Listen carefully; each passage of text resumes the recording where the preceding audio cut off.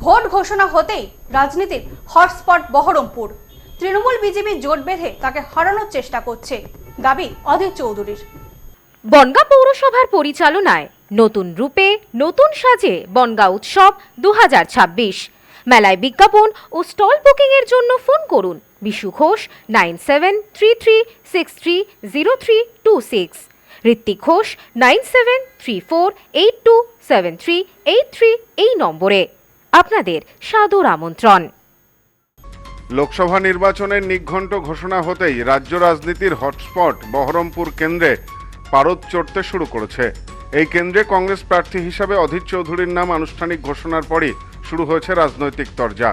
একদিকে যখন বর্ষিয়ান কংগ্রেস নেতা অধীর চৌধুরী তৃণমূল ও বিজেপির বিরুদ্ধে গোপন আঁতাত ও দাঙ্গার ছক কষার অভিযোগ তুলেছেন, অন্যদিকে তৃণমূল ও বিজেপি শিবিরও পাল্টা আক্রমণে বিদ্ধে ছাড়ছেন না বহরমপুরের বিদায়ী সাংসদকে। বহরমপুরে নিজের শক্ত জমিতে দাঁড়িয়ে অধীর চৌধুরী এদিন সরাসরি বিজেপি ও তৃণমূল কংগ্রেসকে এক সারিতে বসিয়েছেন। তার অভিযোগ, তাকে রাজনৈতিকভাবে পরাস্ত করতে দুই দল তলে তলে একজোট হয়ে ষড়যন্ত্র করছে। সংবাদ মাধ্যমের মুখোমুখি হয়ে তিনি বলেন, অধীর চৌধুরী নীতিবিরুদ্ধ রাজনীতি করে না, তা গত 25 বছরে মানুষ দেখেছে।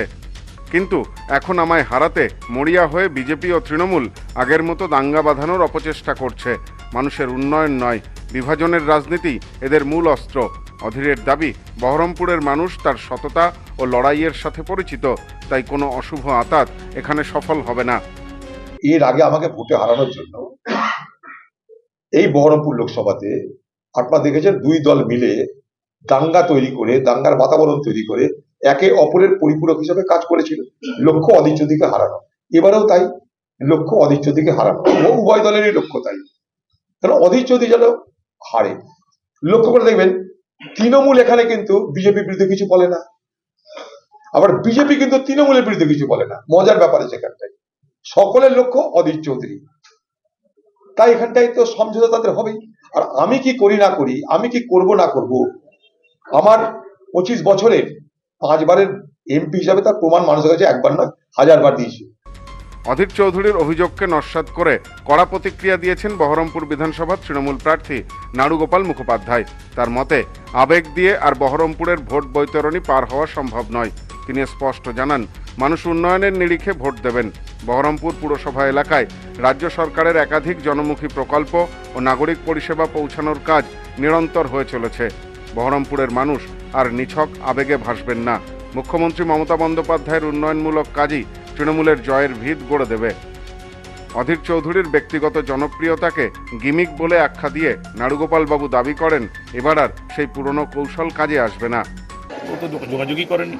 আর অধীর চৌধুরী লাস্ট যখন এমপি ছিল 19 সাল থেকে 24 সাল পর্যন্ত মানুষের সঙ্গে কাজের মধ্যে দিয়ে যোগাযোগ হয়নি। আমরা দুর্গাপুজো, সরকারি যে অনুদান রয়েছে তার মধ্যে দিয়ে প্রত্যেকটা সামাজিক ক্ষেত্রে আমরা আছি, রক্তদান শিবির, মেডিকেল সিস্টেম সাপোর্ট এবং পৌরসভার প্রত্যেক দিনের প্রোগ্রামের মধ্যে দিয়ে আমরা মানুষের সঙ্গে আছি। মানুষ কাজকে বিশ্বাস করবে। আর একটা খুব বাস্তব কথা, প্র্যাকটিক্যাল কথা, মানে দেখুন, অধীর চৌধুরী জিতে তো আর পশ্চিমবঙ্গের মুখ্যমন্ত্রী হবে না, অধীর চৌধুরী জিতে কেন্দ্রীয় সরকার কোনো মন্ত্রী হবে না। কারণ সেন্ট্রাল গভর্নমেন্টে বিজেপি গভর্নমেন্ট আছে আপ টু 29 পর্যন্ত, আর মমতা ব্যানার্জি গভর্নমেন্ট শুধু সময়ের অপেক্ষা ফর্ম করবে। তাহলে পরে এখানে অধীর চৌধুরী না, কংগ্রেস দলের প্রাসঙ্গিকতা বা সিপিএমের প্রাসঙ্গিকতা কোন জায়গায়? সিপিএম কংগ্রেস যতই সিপিএমের নিজস্ব ভোট চলে আসে বিজেপির দিকে, কংগ্রেসের ভোট চলে আসছে তৃণমূলের দিকে। তাহলে পরে অধীর চৌধুরীর প্রাসঙ্গিকতা, অধীর চৌধুরী এই মুহূর্তে দাঁড়িয়ে অধীর চৌধুরীর প্রাসঙ্গিকতা অ্যাজ এ এমএলএ হিসেবে কতটা, এটা মানুষের কাছে প্রশ্ন থাকলো। যদি মিউনিসিপ্যালিটি ধারাবাহিকভাবে কাজ করে থাকে, মমতা ব্যানার্জির প্রকল্প মানুষের কাছে পৌঁছে দেওয়া হয়েছে, যদি মানুষ মনে করে থাকে যে মমতা ব্যানার্জি উপকার করতে পারবে মানুষের, কারণ তার ক্ষমতাটা আছে। অন্যদিকে গেরুয়া শিবিরের পক্ষ থেকেও অধীর চৌধুরীর অভিযোগকে গুরুত্ব দিতে নারাজ বিজেপি প্রার্থী সুব্রত মৈত্র।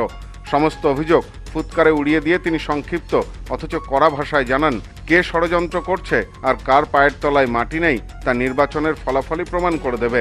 মানুষ পরিবর্তনের পক্ষে এবং তারা সঠিক সময়ে এর জবাব দেবেন। যে ওনাকে নাকি হারানো হয়েছে, তো এটাই তো রাজনীতি। এটা উনি এতদিনের অভিজ্ঞ একজন মানুষ, উনি কি বোঝেন না? আর যে মানুষটা, তো নির্মল শাহ একজন রাষ্ট্রবাদী মানুষ, তো রাষ্ট্রবাদী মানুষকে রাষ্ট্রবাদীরা ভোট দেবে না? সেখানে হিন্দু মুসলমান হয়ে গেল। তো উনি যখন এতই মুসলমানদের প্রিয়, উনি যখন এতই মুসলমানকে ভালোবাসেন, বা মুসলমানরা যখন ওনাকে এতই ভালোবাসেন, তাহলে মুসলমানরা বেলডাঙ্গায়, রেজিনগরে, নওদায় কেন ওনাকে প্রত্যাখ্যান করলো? বহরমপুর লোকসভা কেন্দ্রটি ঐতিহাসিকভাবেই কংগ্রেসের দুর্গ হিসাবে পরিচিত। তবে গত কয়েক বছরে এখানে তৃণমূলের শক্তি বৃদ্ধি এবং বিজেপির ভোট ব্যাংক সংহত হওয়া এই ত্রিমুখী লড়াইকে এক অনন্য উচ্চতায় নিয়ে গিয়েছে। অধীর চৌধুরীর দাঙ্গা বাঁধানোর অভিযোগ রাজনৈতিক মহলে তীব্র বিতর্কের সৃষ্টি করেছে। এখন দেখার এই অভিযোগ পাল্টা অভিযোগের লড়াইয়ে শেষ পর্যন্ত কার দিকে পাল্লা ভারী হয়। Bureau report, news no man's land, Baharampur.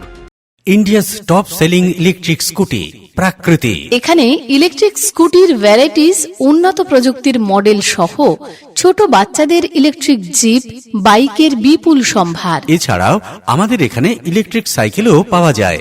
রয়েছে ফিন্যান্সের সুবিধা। Mrs RM enterprise, proprietor Rajib রায়।